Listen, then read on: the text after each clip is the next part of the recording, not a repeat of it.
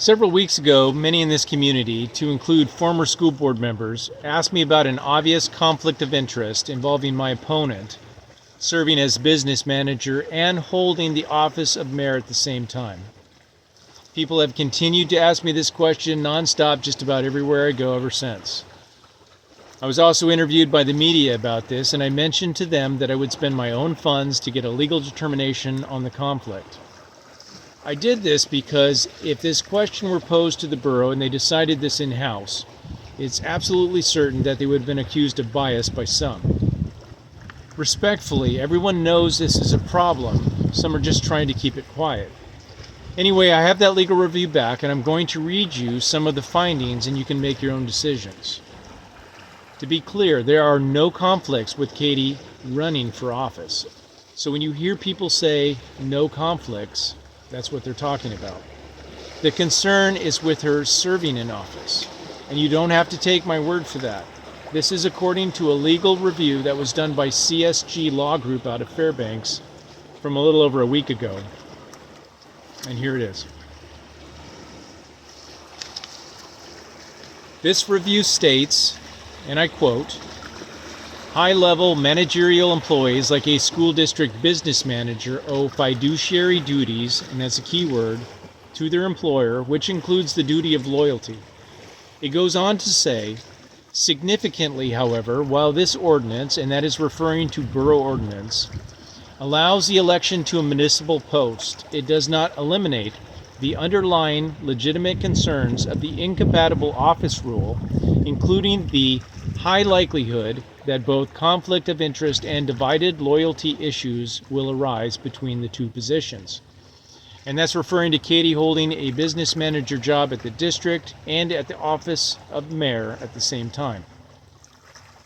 It goes on to say that if elected mayor, that individual, meaning Katie, would therefore be required to declare any potential for conflict between the two positions.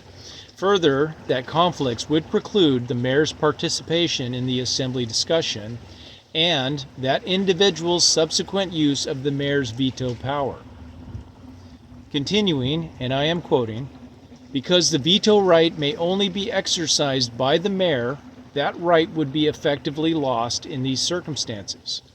When this right cannot be exercised, borough residents lose the right, through their elected mayor, to provide a final check and balance on both the school district total budget and the amount of local funds appropriated to the school district.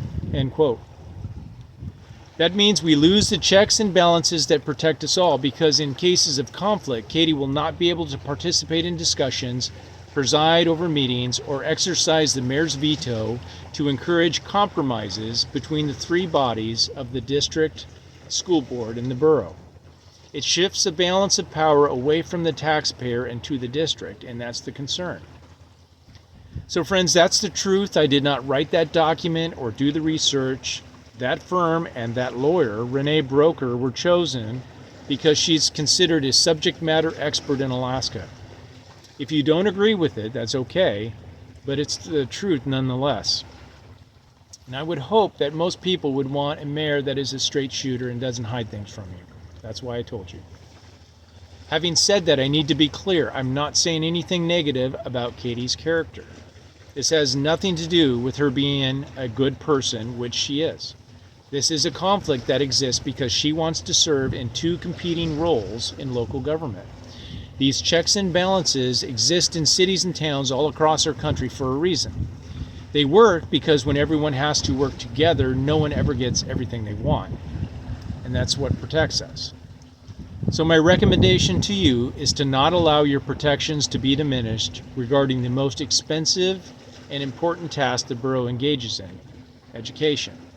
We currently spend more than $48 million, or more than $3,700 per person on the island. There are major funding needs coming up. How do you think tax increases are going to be received if the people don't trust the process or feel they have lost their checks and balances? You need to decide this. Consider the motives of those who will be upset that I told you this and why they want to keep things like this from you.